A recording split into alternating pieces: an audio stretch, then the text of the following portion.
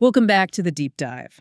This is where we take that pile of sources, you've got articles, notes, maybe some late-night research, and really pull out the key insights. That's right. And today, wow, we are diving into a really wide range of current events. Yeah, everything from geopolitical flashpoints to some pretty wild science and how society's kind of shifting around us. Think of it as your way to get genuinely up to speed, connecting the dots between things that might seem unrelated at first glance. We're not just looking at what's happening, but digging into the why. Why does this stuff matter? Exactly. Yeah. Giving you that bigger picture, encouraging you to, think a bit more critically about the headlines you see every day.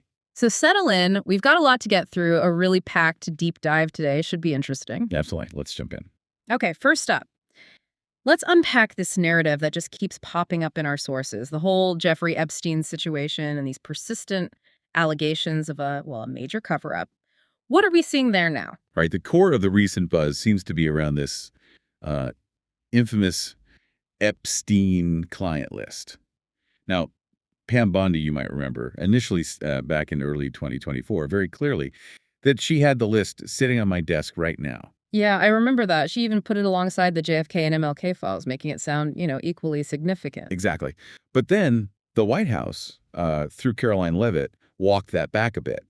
They clarified quite deliberately that these were just documents, not the client list. Documents, not the list. Okay, Yeah. That distinction alone sounds like spin. Well, that's how some sources immediately framed it, yeah. Yeah. Calling it a spin zone or concluding maybe there is no client list anymore, at least not in the way people imagine it. And the skepticism didn't stop there, did it? Bondi first said she was reviewing them. Then the White House implied she hadn't even opened them yet. Correct. That apparent contradiction just deepened the feeling for many that something was being intentionally obscured. It creates this perception of, let's say, inconsistent messaging from official channels. Which naturally leads to more questions about transparency or the lack of it. Like that video from Epstein's cell. Ah, yes, the video. Supposedly showing the cell area unattended before his death. But it had that weird jump, right? A whole minute just gone from 11.58 straight to 11.59 in the timestamp. Precisely. And that immediately makes you ask, okay, what happened in that minute? Why edit that specific moment out? For many, it just fuels the suspicion. They might say, oh, it's probably nothing, but it definitely makes you question the official account. And that brings us to the bigger why. Why all this, perceived dodging and weaving around such a huge case? Some sources are drawing a direct line to U.S. foreign policy, aren't they? They are. Specifically mentioning figures like Dan Benino and Kash Patel, who strongly emphasize prioritizing the defense of Israel. Patel's been very vocal about America needing to wake up and prioritize Israel, get the hostages back from Hamas, Hezbollah. So the theory is that protecting an ally might involve looking the other way. That's the provocative idea one source puts forward, yeah. Essentially saying standing by your number one ally means you don't tell on them when they run a blackmail operation for decades, involving politicians, celebrities, allies. Implying this wasn't just Epstein's private operation, but something potentially state-sponsored. That's the implication. It reframes the entire thing from a private criminal network to possibly a long-running intelligence operation. That's a heavy accusation. And some sources go even further, mentioning Mossad. Yes, one source explicitly speculates it's an MSAD op, linking it directly to Ghislaine Maxwell's father, Robert Maxwell, who has long been alleged to be an Israeli super spy. So this theory paints a picture of a decades-long blackmail scheme, potentially involving Israeli intelligence. That's the narrative. And whether it's still active or if it's been, as they put it, destroyed and taken care of and bernagged, is part of the speculation. Some even suggest maybe the good guys are now using any remaining fragments for their own leverage. It gets really complex, yeah. Layers upon layers of potential deception, manipulation, and cleanup operations. It's a real rabbit hole. And all this perceived lack of clarity, especially from official bodies like the DOJ and FBI, has consequences, right? Eroding trust. Massively. Benny Johnson, for instance, points this out very forcefully. He says trust in these institutions is basically around 0% now. He argues that the old trust us bro approach just doesn't fly anymore. Exactly. Not like in the 1960s. He says there's zero credibility left, and he was particularly critical of sharing investigation conclusions with outlets like Axios, especially with reporters known for being critical of Trump. Framing it as almost an insult, something that further damages any fragile trust they're trying to rebuild within the administration. Right. It just atomizes that fragile effort, as he put it. Now, connecting this to the wider political scene, Candace Owens has a really striking take on what these apparent lies or inconsistencies might actually mean. Her idea is quite provocative. She suggests the lie isn't even really about convincing people that the cover story is true. It's more like a signal. Precisely. The lie is a signal to everybody else involved in the scheme that to the ultimate ends, the United States government will go to protect all of you. So not just covering up a specific event, but sending a message that the system protects its own no matter what. That accountability is off the table. That's her argument. A signal of deeply entrenched protection for the players involved, regardless of the alleged crimes. She gets very strong on this point. She basically says if you can't stand against something like a sophisticated child blackmail network allegedly run by foreign intelligence, Then you and I are not on the same team. That's her line. It's a direct challenge. and this perceived inaction, this alleged support for figures like Netanyahu, even with war crime accusations swirling, this leads some, like Owens, to say the Mujahideen movement itself is compromised. Yes, she declares it compromised. She criticizes Trump for seeming to dismiss the Epstein issue, even highlighting a tweet from his account supporting a Jewish coalition on a day when, anger about the Epstein situation and potential cover-ups was really high. Her argument being, if Trump's main goal now seems to be making Israel great again, or playing some kind of 4D chess that overlooks pedophilia. And the populist movement that originally elected him for different reasons is essentially being betrayed. That's her perspective. And the questions about influence don't stop there. There's talk of a mirage of influencers. Yeah, the idea that maybe some prominent voices within certain movements aren't organic, but part of an infiltrated system. Some suggest this has been happening since Trump first won. A tough pill to swallow for supporters, I imagine. Definitely. And then you have figures like Andrew Tate adding another layer, claiming NGOs are actually paying accusers in human trafficking cases. He cited an example. A woman allegedly paid $100,000 by a U.S.-funded NGO to file a police report against him. That was his claim, yes. It suggests another potential dimension of deception, raising questions about the real motives of some organizations fighting trafficking. So, across all these different, sometimes conflicting viewpoints, there's this underlying forceful demand, isn't there? Absolutely. A call for a clear line in the sand against pedophilia. The message is this issue transcends politics, transcends alliances. It's non-negotiable. Okay, let's build on that theme of power and influence. Shifting to geopolitics, Israel, Iran, Ukraine. Our sources paint some really stark pictures here. What's the main thrust? Well, within certain political circles, there's a very, very strong emphasis on the U.S. prioritizing Israel.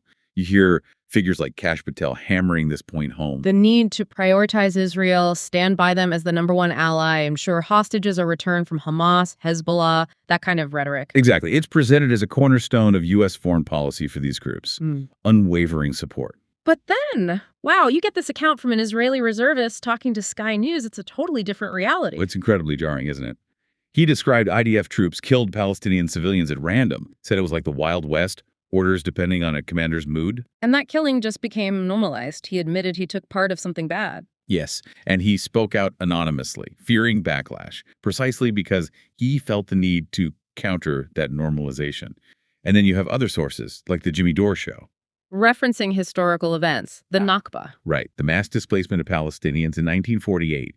They cite a documentary, Tentura, alleging Israeli soldiers admitted to murder and rape back then, even laughing about it in some instances. These accounts suggest a pattern of violence against civilians going back decades. It creates this intense conflict of narratives. How do these opposing stories shape how the world sees these conflicts? How do they affect perceptions of state actions? And Candace Owens, again, being very critical of Netanyahu, calling him shameless. Yes, particularly for reportedly seeking a Nobel Peace Prize while, she claims, 400,000 Palestinians are missing. She uses really strong imagery, a mass murderer showing up to the funeral of his victims. And she criticizes Trump for supporting Netanyahu amidst these accusations. Sharply. She points to Trump furiously tweeting out support for Bibi Netanyahu, as she puts it. She also highlights Netanyahu's alleged statements about pushing for laws in all 50 U.S. states. To effectively ruin anyone criticizing Israel, these so-called speech laws. That's what she claims Netanyahu was working on, and that Trump's administration supports it. She believes Netanyahu wants to be caught being brazen because he thinks he's untouchable. That's a serious claim about free speech potentially being curtailed due to foreign policy pressure. So, given all this, what about America's overall posture on war and peace? It seems contradictory in the sources. Trump's administration gets credit from some for decisive leadership in striking Iran's nuclear facilities, framed as making the world safer. But at the same time, criticized for sending more weapons to Ukraine. Right. Candace Owens sees that as a direct contradiction to any goal of ending wars. Her argument is, if you want to end wars, you cut off the funding. You don't keep arming what she controversially calls welfare recipients, like Israel and Ukraine. So, connecting the dots here, the sources point towards this idea of a uniparty. Yes, that's the term used. The idea that beneath the surface-level political fighting, there might be broad agreement between Democrats and Republicans on key things like military spending, foreign alliances. Creating a kind of single underlying political agenda despite the public disagreements. Exactly. Owens implies the Never Trump movement has sort of infiltrated and is now pulling apart the Magee movement, with former opponents now working in lockstep with him, particularly on foreign policy. It suggests the political divisions we see might sometimes mask deeper policy continuities, especially around war and alliances. Makes you question what the real battles are about. It certainly forces you to look beyond the party labels. Okay, let's shift focus back home now. Domestic policy. Our sources highlight a really significant push from the Trump administration regarding immigration and the U.S. Census. What's the core proposal? The plan is to end the practice of including non-citizens when calculating the official population for the 2030 census. Stephen Miller is very clear about this. He mentioned the Commerce Secretary, Howard Lutnick, is passionate about this, aiming to clean up the census. Yes, passionate about ensuring illegal aliens are not counted, as Miller put it. His view is that the best way to exclude them from the count is to exclude them from the country altogether via deportation. So this isn't just about numbers, it's about fundamentally changing how political power and federal funds are distributed. Absolutely. It's a massive potential shift. So if non-citizens aren't counted, what are the practical consequences for states? Representation, funding? The impact could be huge. Sure. A Pew Research study back in 2010 already showed that excluding non-citizens then would have cost states like New York, California, Texas, a House seat, and an electoral college vote each. And states like Alabama, Minnesota, Ohio would have kept seats they lost? Correct. Plus, federal funding tied to population counts would plummet for states with large undocumented populations. And that was 2010, given the estimates of increased immigration since then. Exactly. Sources throw around numbers like 8 to 10 million entering under the previous administration. Some even claim up to 30 million undocumented individuals currently in the U.S. That's potentially 10% of the population. Yeah. If they aren't counted in 2030, the shift in power and funding would be far more dramatic than the 2010 estimates. Wow. Okay, so that obviously sparks the big debate. Who should be counted in the census? And you hear strong arguments on both sides. Those who support counting everyone point to history since 1790. The census counted all residents, not just citizens. Their argument being that states need the representation and resources to serve everyone living within their borders, regardless of legal status. That's the fairness argument, yes. But critics push back hard. Saying that government power comes from we the people, meaning citizens or eligible voters. Right. They argue counting non-citizens dilutes the representation of actual citizens. And they also claim it incentivizes illegal immigration by rewarding areas with larger undocumented populations with more political power and federal money. A perverse incentive in their view. So it really boils down to the fundamental purpose of the census, counting inhabitants for resources or citizens for political power. That's the core of the debate. It could redefine what representation means. There is legislation being considered, the Equal Representation Act, but meanwhile, this big, beautiful bill that passed, it massively increased ICE's budget. It did, dramatically. Sources point out ICE's budget is now larger than the military budgets of 189 countries combined. Which signals what? A serious move towards mass deportations. That's how it's being presented. A push for mass deportations, aiming for zero illegal entries. The strategy seems to be making it too costly for undocumented immigrants to stay and squeezing safe harbor states financially. And there's talk of conducting a new census even before the next election to reallocate seats based on a citizen-only count. Yes, potentially shifting seats away from states like California and New York much sooner, fundamentally redrawing the political map before 2030 even arrives. Okay, but here's where some sources see a contradiction, right? This tough stance on deportation, zero tolerance. But then Trump also talks about working with certain industries, farmers, hotels. Exactly. Allowing certain workers to stay. This is where critics like Charlie Kirk jump in. Calling it sanctuary industries. Right. Or a methadone addiction to cheap labor. The criticism is that it looks inconsistent. You can't have mass deportations and zero tolerance on one hand, and then carve out exceptions for industries reliant on that very labor on the other. The argument being these concessions should only come after major deportations, not alongside the initial push. Yes, that these fourth quarter deals, as they call them, undermine the core message and raise questions about the real long-term strategy. Is it truly zero tolerance or something more flexible? Okay, moving from immigration to government spending more broadly. Foreign aid, tariffs. How is the money being managed, and what's the impact? Well, starting with foreign aid, Tammy Bruce raises a really alarming point. She claims 90% of USAID money is not even making it to the people to whom it was promised. 90%. That's staggering. She called it a death penalty situation. Pretty much. The sources describe this whole ecosystem where DC-based charities take huge cuts, give contracts to relatives, then the money gets to the recipient country. And local warlords, or powerful figures, skim more off the top. Leaving maybe just 1% for the people actually intended to receive the aid. That's the grim picture painted. It sounds less like aid and more like funding a very inefficient, potentially corrupt bureaucracy at both ends. A truly broken system, based on those accounts. So, switching gears to tariffs, Trump presents them as a huge win, right? Generating massive income. He does. He claims they're bringing in record levels of money, hundreds of billions of dollars, maybe over $300 billion by year's end. His argument is it reverses decades of unfair trade where other countries tariffed the U.S., but the U.S. didn't respond effectively because leaders were stupid or lacked business sense. That's his narrative, yes. Right. And here's the really controversial part. He claims tariffs are actually causing imported goods to decrease in price. Which flies in the face of conventional economics and what the Fed chair usually says. Completely. Usually the warning is tariffs increase prices. Trump attributes this supposed price decrease to everything's evening out as other countries adjust. It's a claim that challenges standard economic models. Very interesting. So how do these big economic policies aid tariffs connect with social safety nets back home, like SNAP, Medicaid? Well, that same one big, beautiful bill that boosted ICE funding is also getting heavily criticized for making massive cuts to Medicaid and SNAP, the food stamp program. Extending work requirements significantly up to age 64. Yes, and crucially, stripping exemptions that previously protected veterans, homeless individuals, and former foster youth. The estimates are stark. More than 5 million people could lose food assistance. And states are now being required to pay a portion of SNAP benefits. For the first time, yes. Plus cover more admin costs. We're talking about shifting roughly $121 billion in costs to states over 10 years. Which could force states to cut eligibility themselves, or even pull out of the program entirely, putting more strain on food banks. That's the major concern. Food banks rely heavily on SNAP, so if states cut back, the pressure on charities intensifies dramatically. And what's really striking is the argument about how these cuts are achieved, not just work requirements, but paperwork. Exactly. The critique is that these aren't really about promoting work, but imposing complex paperwork requirements designed to trip people up, disqualify them on technicalities, achieving savings through death by 1,000 cuts. And the hypocrisy angle. Republicans often complain about red tape for businesses.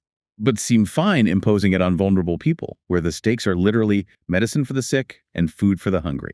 That's the sharp contrast being drawn. It raises serious questions about legislative priorities and who bears the burden of bureaucracy. Okay, let's zoom out a bit. What's the overall economic mood in our sources? And what's this talk about a rising socialist movement? Well, one perspective we encountered is pretty bleak. It suggests the U.S. economy can't be saved as designed, blaming the Federal Reserve's creation over a century ago and predicting an unavoidable economic disaster. And the influx of immigrants is seen as worsening this. Yes. The argument is that adding millions of illegals, many needing government support, onto a fundamentally unstable economy, a sinking ship, is the worst possible scenario that will just accelerate the collapse. A very doom and gloom outlook, which I guess sets the stage for discussing alternative economic ideas, like this socialist candidate in New York, Mamdani. Exactly. His platform includes taxing the wealthy, sure, but also more radical ideas like community land trusts. Converting private housing to community ownership and advocating for social housing. Right. Using public money to build high-quality, government-owned housing, explicitly aiming to move beyond the market. It's a fundamental challenge to private property norms. And the debate around him is this socialism or is it closer to communism? That's where sources differ. USA Today calls him a democratic socialist. Others argue his alignment with the Democratic Socialists of America, DSA, which explicitly seeks the abolition of capitalism, puts him closer to communism. They point to things like a social media post he made seemingly endorsing the Communist Party of India. Yes, that's cited as evidence by some. And his political rise is also heavily linked in the sources to his strong anti-Israel stance. Not condemning Hamas after October 7th, calling the Gaza situation a genocide, wanting to arrest Netanyahu if he comes to New York, and stating Israel doesn't have a right to exist as a Jewish state. All points highlighted in the sources, yes. This strong stance, described by some as anti-Semitism, definitely shapes his appeal to different voter groups. And there are claims he's being groomed for a presidential run in 2028 by figures like AOC and Bernie Sanders. That's the suggestion, yes, with events described as socialist pep rallies. However, there's also counter-research suggesting his funding isn't truly grassroots. Coming mainly from bundlers, professional operatives, rather than small individual donations. According to Sam Antar's research, yes. Only a tiny fraction of contributions reportedly lacked a bundler attribution. This leads some to call it astroturfing dressed as a revolution. The narrative being that the Democratic Party is consciously racing toward a socialist future, betting that Americans want government control over traditional freedoms. That's the interpretation presented. It raises big questions about the direction of the party and the authenticity of this particular movement. All right, let's pivot now to health and technology. Some really contentious medical findings and some pretty futuristic tech advancements in our sources today. Let's start with vaccines and sunlight. Okay, the vaccine finding is quite startling. A study involving 1.7 million children found that myocarditis and pericarditis, these heart inflammation issues. Yeah, what did it find? It found they only appeared in children who had received COVID mRNA vaccines.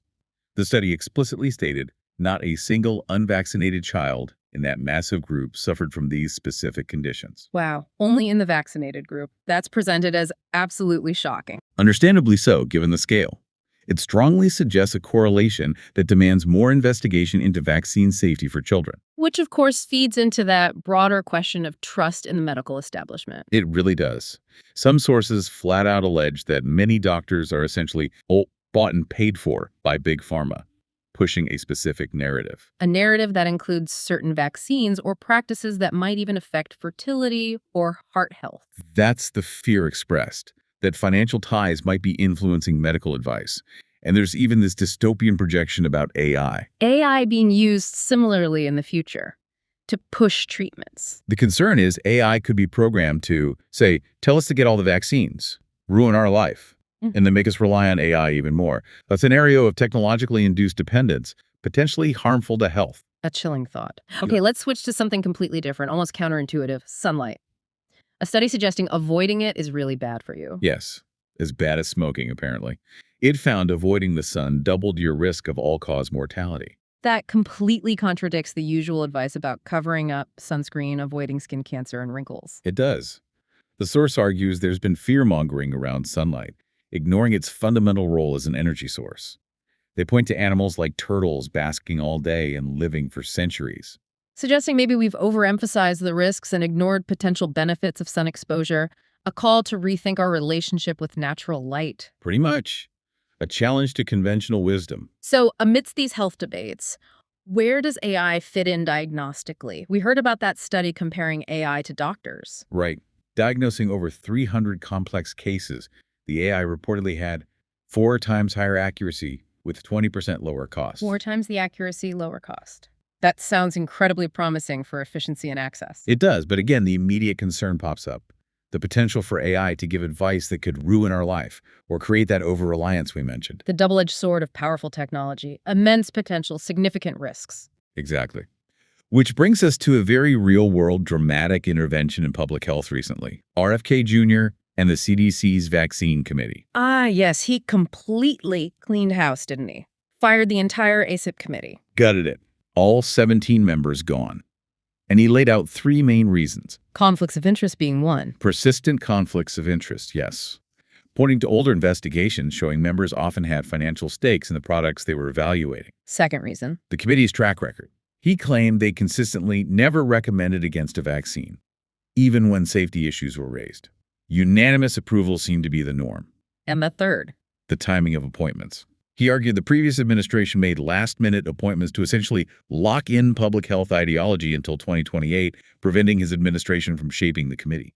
So he's brought in new members now, including some known critics of mRNA vaccines and lockdowns. Yes, people like Dr. Martin Koldorf and Dr. Robert Malone.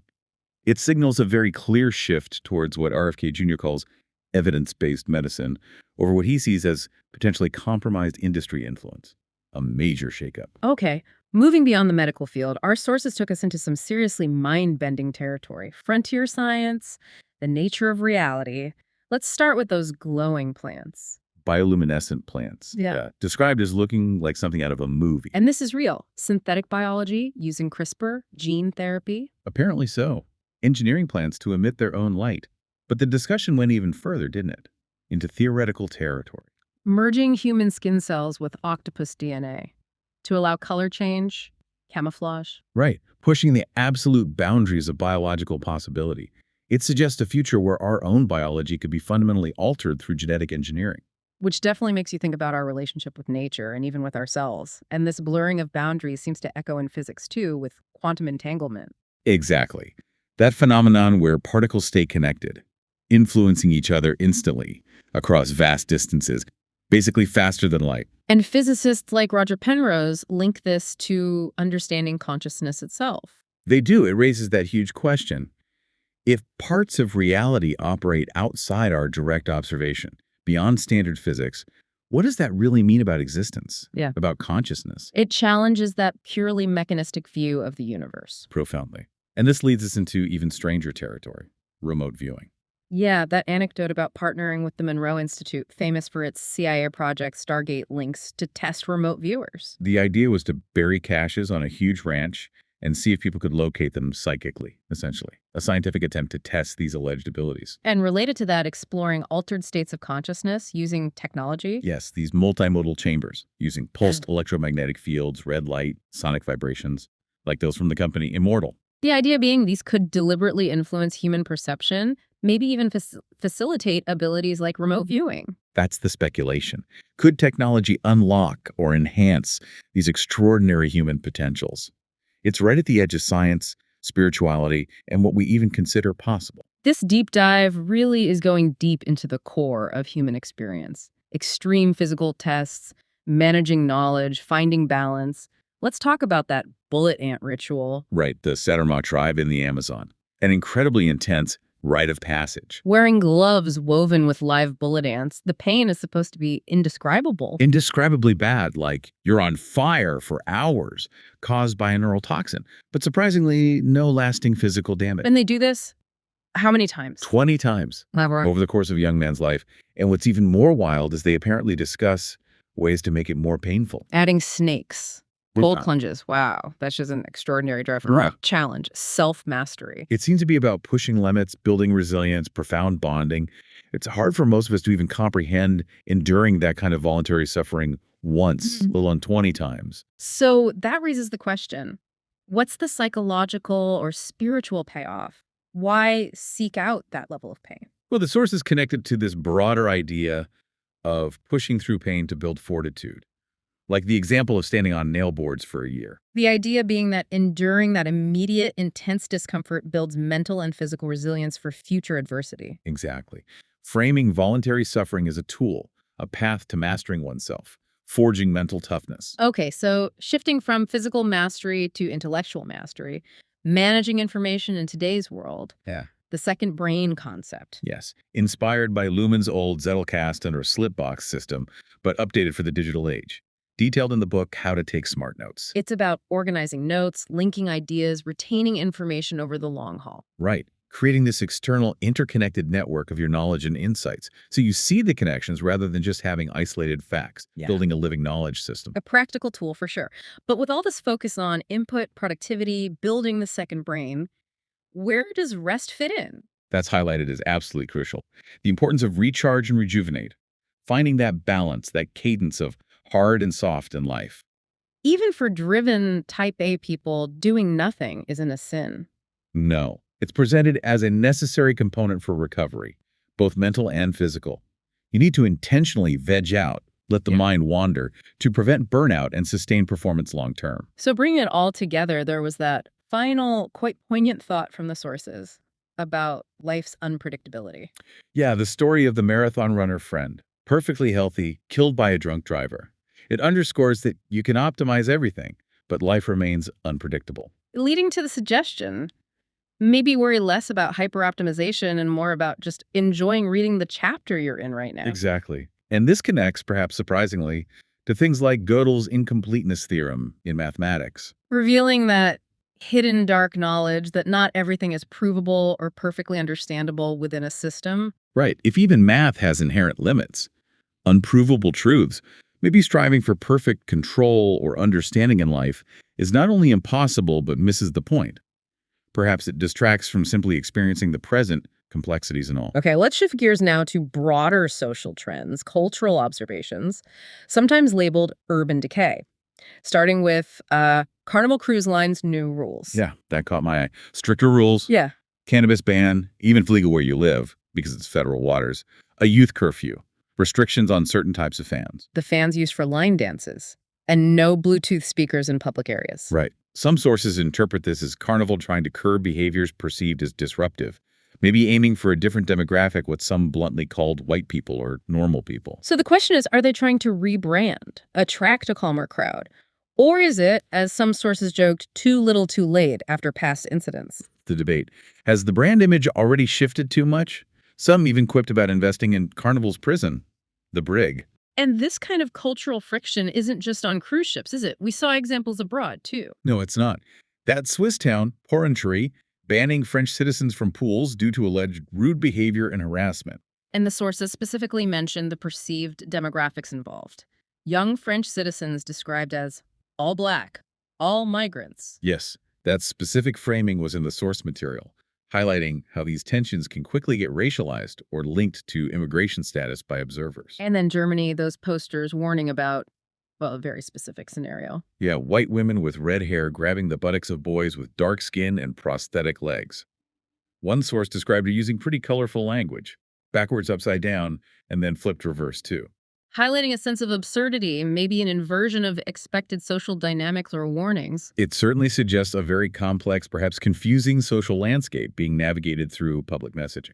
And speaking of unusual social phenomena, our sources dove into some really specific, maybe cringe examples. They did. The step on me guy, who apparently enjoys being walked on. Then that polyamorous gay men's commune in Italy. Described quite vividly as a compound, but cheap, housing 6 to 20 men aged 30-60, with a surprisingly queer local community. Yes, those details were included. Yeah. And then the dark side of the plus-size park hoppers community. Facing rejection from rides, leading to infighting, like if the skinniest fat person gets on but others don't, and a high turnover rate? Right. It's a glimpse into these very niche subcultures and the unexpected social dynamics and struggles within them. Okay, let's bring it back down to earth a bit. Everyday struggles many people face contrasted with some unexpected moments of uplifting gold. The struggle of inflation is definitely relatable. That source lamenting a McDonald's burger and fries hitting $14. Makes you feel like you're living in one of those old future predictions that seemed unbelievable back then. Exactly, like a spooky magazine story from 1996 coming true. Yeah. Brings the economic pressure home. And we see policy impacts directly, too. Those EBT updates from the big, beautiful bill leading to complaints about reduced food stamp benefits. Yes, women complaining about the limitations. It's noted as a direct consequence of the bill's cuts to SNAP and Medicaid. Though interestingly, even with those cuts causing hardship, the sources still indicated a desire for more restrictions on what can be bought with EBT. Showing that debate over social safety nets is far from settled, very complex, and involves strong opinions on administration and scope. Okay, so against that backdrop of struggle, let's hit those uplifting gold moments. The company softball game. Yeah. The aggressive play at the plate. A full-on tackle, sending someone flying. Mm. Unexpected intensity in amateur sports. And the scumbag prank. The lawn care guy telling the old lady her yard looks horrible. A moment of just absurd, insulting humor. And then the unpoisoned family. Grew up with no TV, no sugar, no soda, completely unfamiliar with huge celebrities like Tom Brady or LeBron James. Yeah, presented as this fascinating countercultural example. A different kind of upbringing, perceived by some as perhaps healthier, less mediated. So amidst all this, what about community resilience? Grassroots efforts. That example of the black men walking their kids in strollers in the inner city really stood out. Presented as more than just childcare, right? A positive community action, a step towards leadership. Exactly. While some sources might downplay it, it's the bare minimum of parenting. The expert view highlighted was recognizing it as people genuinely trying to do something positive. An active engagement, leadership, especially in challenging circumstances. A small but meaningful symbol. A symbol of proactive effort in community building from the ground up. Well, that really was a deep dive today. We covered so much ground from, the shadows of alleged blackmail ops and global conflict. All the way to the microscopic level with vaccine studies. And then these profound, sometimes painful paths to self-mastery, like those rituals. It's quite the spectrum. We definitely explored how those huge government policies connect right down to everyday life, how top-level decisions really do filter down and affect individuals. And how technology keeps pushing boundaries, challenging our ideas of what's possible, what's real, what it means to be human even. We also saw those friction points in society, didn't we? Different values clashing, but also moments of resilience, simple joys, just the sheer quirkiness of human life. It really makes you think. And it raises a crucial question for you listening. In this flood of information, these complex, often contradictory stories, how do you figure out what's really going on? How do you spot the spin, understand the motivations, especially when things might be, as some sources suggest, deliberately hidden or confusing? Yeah, how do you separate the signal from the noise? And maybe here's a final thought to leave you with. We often want clear heroes and villains, right? Simple good versus bad narratives. It's human nature, perhaps. But could that desire for simplicity actually limit our ability to grasp the real complexity, the often contradictory nature of events of people? What might we be missing when we demand easy answers in a world that's rarely, if ever, simple? Something to ponder. Definitely something to think about. Join us next time for another deep dive where we'll take your sources and keep unpacking what really matters.